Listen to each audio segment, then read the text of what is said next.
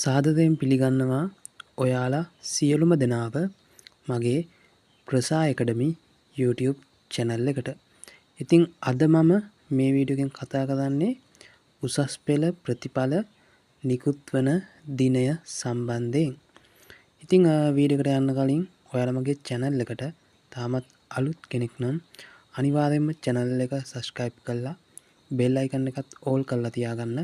එතකොට තමයි මේ වගේ වීඩියෝ එකක් මම දාපු ගමන් notification එකක් මගින් ඔයාලා ළඟටම ගෙන්වා ගන්න පුළුවන්.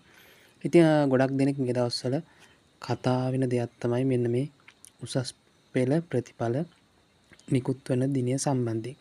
ඉතින් ගොඩක් අය සඳහන් කරලා තිබුණා social media හරහා මේ මාසේ ප්‍රතිඵල එනවා කියලා. ඉතින් මේ මාසේ ප්‍රතිඵල එන්නේ නැහැ අනිවාර්යයෙන්ම. මේ ප්‍රතිඵල දැනට එනවා කියලා සඳහන් වෙලා තියෙන්නේ අප්‍රේල් අන්තිම සතියේ නැත්තම් මැයි මාසේ මුල සතියේ. ඉතින් මේ වගේ උසස් පෙළ ප්‍රතිඵල ලැබුණ සැනින් ඔයාලව දැනුවත් කරනවා.